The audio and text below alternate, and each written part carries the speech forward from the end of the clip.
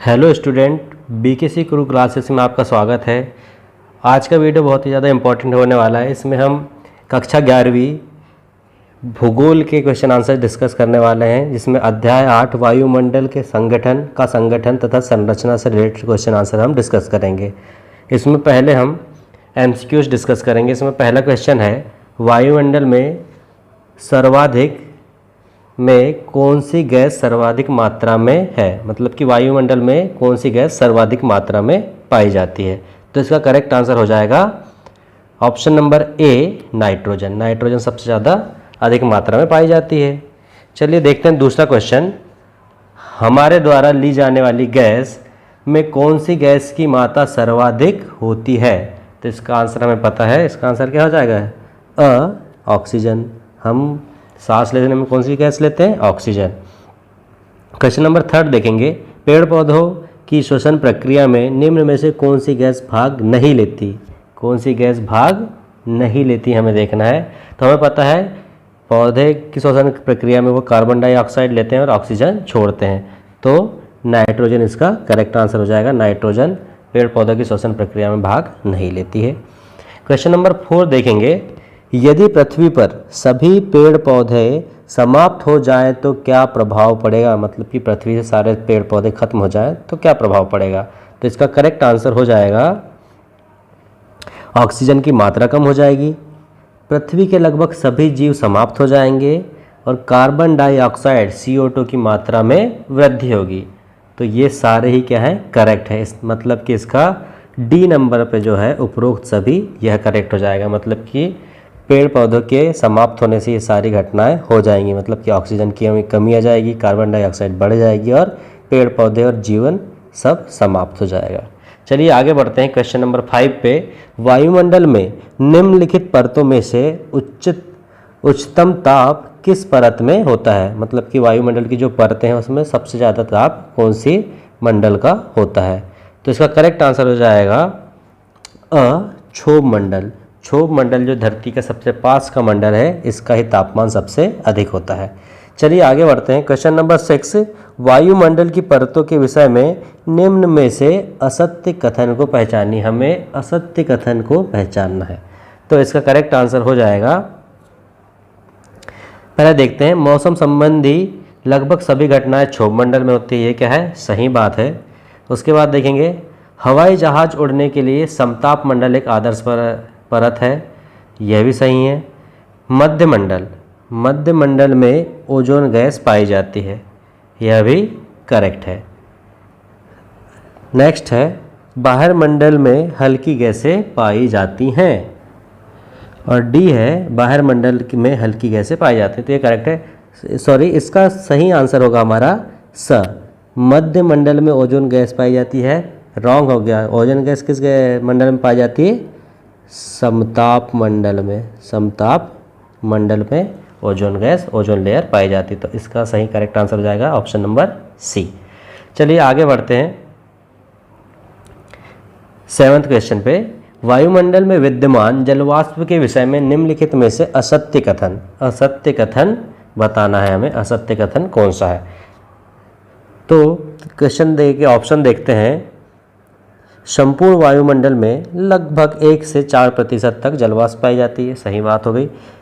जलवाष्प की मात्रा ऊंचाई के साथ कम होती जाती है। यह भी करेक्ट है।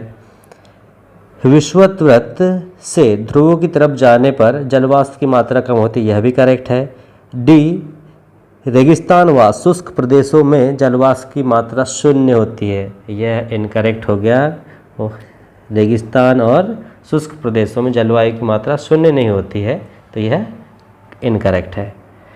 क्वेश्चन नंबर 8 देखेंगे, वायुमंडल में कुल द्रव्यमान का 99% भाग किस ऊंचाई तक पाया जाता है। तो इसका करेक्ट आंसर हो जाएगा ऑप्शन नंबर बी, 32 किलोमीटर तक ही 99% द्रव्यमान पाया जाता है वायुमंडल का। क्वेश्चन नंबर 9 देखेंगे, निम्न में से वायुमंडल के विषय में असत्य कथन है। असत्य कथन ही हमें बताना है कि वायुमंडल के बारे में क्या गलत लिखा गया है। इसमें ऑप्शन दिए हुए हैं कि ऑक्सीजन गैस 120 किलोमीटर से अधिक ऊंचाई पर नगण्य होती है। यह करेक्ट है। कार्बन डाइऑक्साइड 90 किलोमीटर से अधिक ऊंचाई पर नगण्य होती है, यह भी करेक्ट है। क्षोभ मंडल के अतिरिक्त किसी भी परत का ताप 20 डिग्री सेल्सियस से अधिक नहीं होता, तो यह बात तो कुछ इनकरेक्ट लग रही है। नेक्स्ट देखते हैं, वायुमंडल की ओजोन परत 10 किलोमीटर से 50 किलोमीटर की ऊंचाई पर मध्य पाई जाती है, तो यह करेक्ट है। मतलब कि ऑप्शन नंबर सी जो है स नंबर का, यह क्या हो गया, इनकरेक्ट हो गया, और यही हमारा सही ऑप्शन है यहाँ पे। चलिए आगे बढ़ते हैं और देखते हैं रिक्त स्थानों की पूर्ति कीजिए, मतलब कि हमें fill in the blanks fill करने हैं। क्वेश्चन नंबर फर्स्ट है इसमें, वायुमंडल में गैसों व जलवाष्प के अतिरिक्त डैश भी अनिवार्य संघटक है, तो इसका करेक्ट आंसर हो जाएगा क्या कि गैस और जलवाष्प के अतिरिक्त हमें धूलकण भी अनिवार्य संघटक है। नेक्स्ट देखते हैं, डैश गैस सौर विकिरण के लिए पारदर्शी लेकिन पार्थिव विकिरण के लिए और पारदर्शी है, तो इसका करेक्ट आंसर हो जाएगा CO2, मतलब कि कार्बन डाइऑक्साइड गैस। नेक्स्ट देखते हैं, पृथ्वी का वायुमंडल डैश से गर्म होता है, पृथ्वी का वायुमंडल डैश से गर्म होता है, तो ये इसका करेक्ट आंसर हो जाएगा पार्थिव विकिरण। और इसमें कौन सी गैस सबसे ज़्यादा कार्य करने में आती है, और वो है CO2 गैस। CO2 गैस के कारण ही क्या होता है, वायुमंडल ज़्यादा गर्म होता है।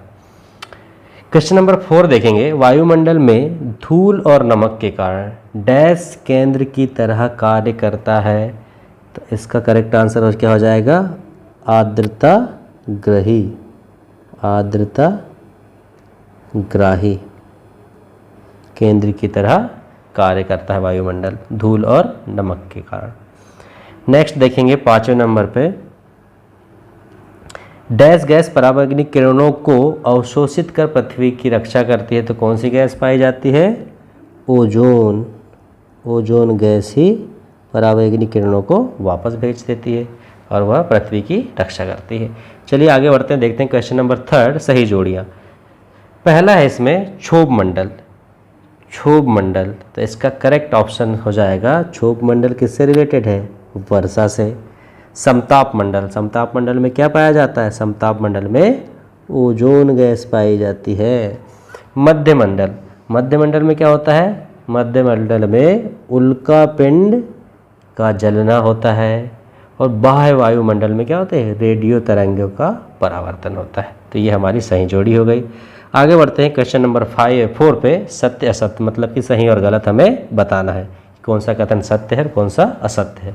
पहला क्वेश्चन देखते हैं इसमें, विषुवतीय वृत्त पर क्षोभ मंडल की ऊंचाई अधिक होती है, तो यह बिल्कुल क्या है, करेक्ट है कि भूमध्य रेखा पर सबसे अधिक ऊंचाई होती है क्षोभ मंडल की। नेक्स्ट देखेंगे, क्षोभ मंडल में ऊंचाई के साथ तापमान में कमी होती है, तो यह भी करेक्ट है, क्षोभ मंडल में जैसे जैसे ऊपर जाएंगे तो तापमान में गिरावट आती है। थर्ड देखेंगे, धूल कण वर्षा कराने में सहायक होते हैं, तो यह बात क्या है, इनकरेक्ट है, धूल कण का वर्षा से कोई भी रिश्ता नहीं होता। फोर्थ देखेंगे, विषुवतीय क्षेत्र में वायुमंडल में धूल कणों का सर्वाधिक जमाव होता है, तो यह भी इनकरेक्ट है, यह बात इनकरेक्ट है।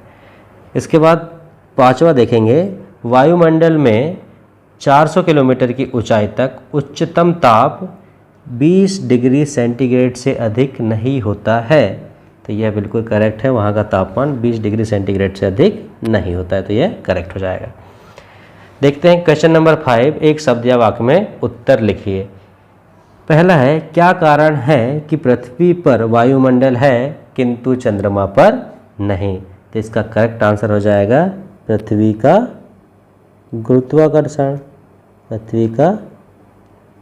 गुरुत्वाकर्षण, गुरुत्वाकर्षण बल के कारण ही वायुमंडल पाया जाता है। इसके बाद देखेंगे, वायुमंडल में कौन सा तत्व मौसम परिवर्तन के लिए जिम्मेदार है, मौसम परिवर्तन के लिए, तो मौसम परिवर्तन के लिए धूल कण तथा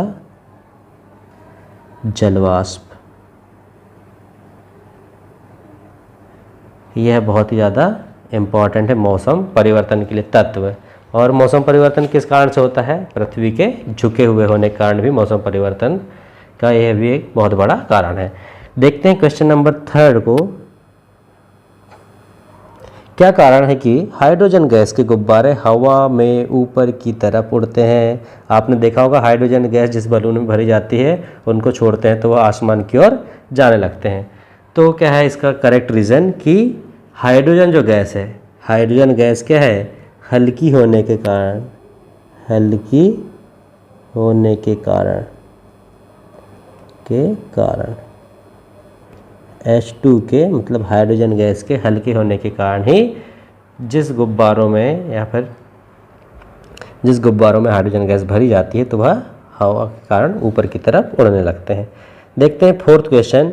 आकाश में सुबह और शाम के समय दिखाई देने वाली लालिमा, मतलब कि जो सुबह शाम जो लाल लाल सा सुबह उदय होने से पहले, सूर्योदय होने से पहले और शाम के टाइम पे जो लालिमा दिखती है उसका कारण क्या है? तो इसका करेक्ट रीजन है प्रकाश का प्रकीर्णन। सूर्य प्रकाश प्रकीर्ण किसके कारण होता है? ये और धूल कणों के कारण होता है। धूल कण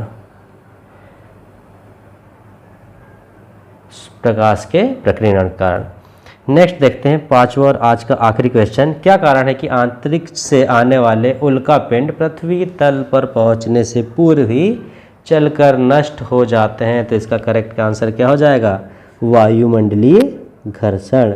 वायुमंडल में जब वो आते हैं तो घर्षण के कारण, वायुमंडलीय घर्षण के कारण क्या हो जाता है? वो उसमें आग लग जाती है। वायुमंडलीय घर्षण से गर्म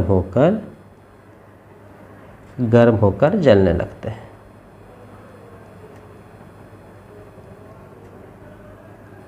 तो यह इसका करेक्ट आंसर हो गया। तो यह हमारा आज की वीडियो का आखिरी क्वेश्चन था। चलिए अगले वीडियो में मिलते हैं। धन्यवाद।